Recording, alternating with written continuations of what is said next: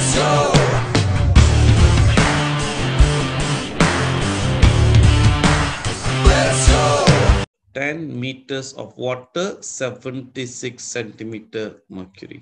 So 2 meters of water, so 2 times 76 divided by 10, 15.2 centimeter of mercury.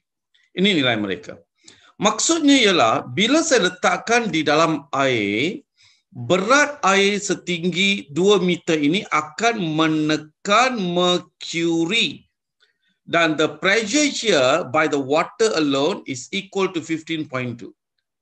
Other than this, saya juga ada tekanan yang disebabkan oleh atmosphere. Atmosphere also pressing. So that means the mercury is experiencing two types of pressure. One, pressure by the weight of the water, and pressure because of the ATM. So pressure of the mercury sama dengan pressure because of the ATM campur pressure because of the water. So pressure because of ATM diberikan sebagai 76 centimeter mercury. Dan pressure because of water we just calculated 15.2 centimeter mercury. You add these two, you should get the answer. So 76 plus 15.2, 91.2. So 91.2 centimeter mercury. But then the question one, determine the height. So therefore, the height of the mercury column, LUMN, is 91.2 centimeter. 91.2 centimeter. Itu jawapan dia.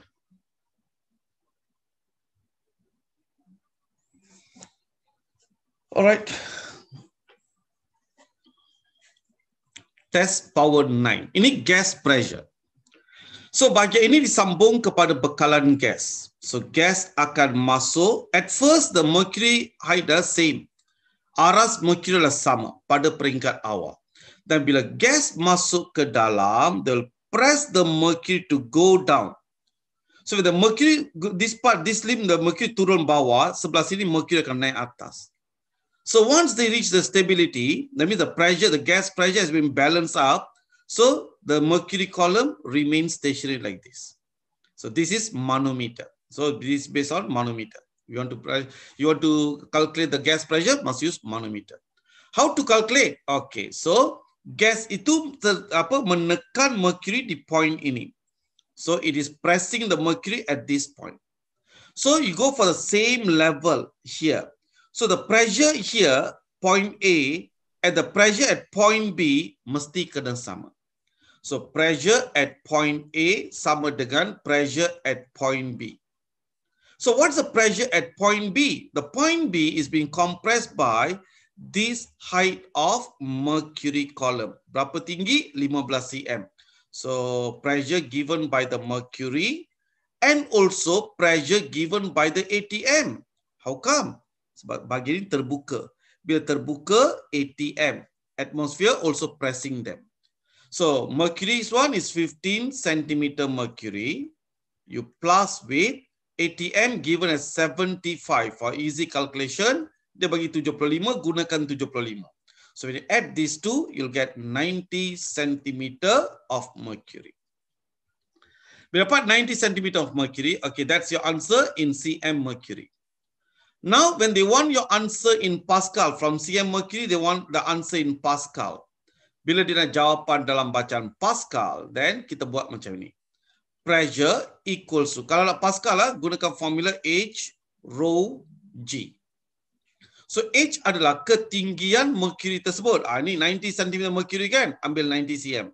Tapi mesti dalam bacaan meter. So you have to divide by 100 times. Density given, density normally 13,600 lah. Kalau tak diberikan, masukkan. Dan G, I want you to use 9.8. Ini kalau gunakan 10, you akan dapat 122,400. Kalau gunakan 9.8, you'll get different answer. You solve these, you should get answer as 119,952 Pascal. 119,952 Pascal. Bila kita gunakan 9.8 Newton per kg. Ini kalau manometer. This is how you must write. How to find in centimeter mercury, then how to convert them into Pascal. This is the way.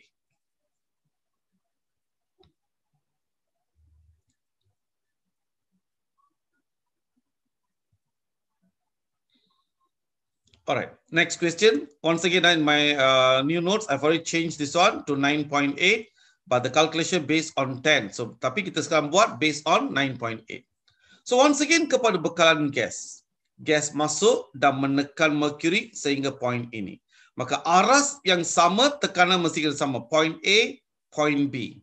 So, pressure at point A equals to pressure at point B. So what's the pressure at point B? The mercury column above them and also atmospheric pressure. So equals to mercury because pressure because of mercury and pressure because of ATM. What's the pressure because of mercury? 24 cm, 24 centimeter mercury. Pressure because of ATM, dia kata 76, gunakan 76 centimeter mercury. You add both 70, 90, 100. So 100 centimeter of mercury. Now, di jawapan dalam Pascal juga. If they want in Pascal, gunakan formula H rho G. H mesti dalam bacaan meter. Ni 100 cm. So 100 divided by 100 must be in meter. Density 13,600. 600. All right. So times G, gunakan 9.8. You solve this, your answer should be 133,280 Pascal. Ini based on 10. Ini based on 9.8.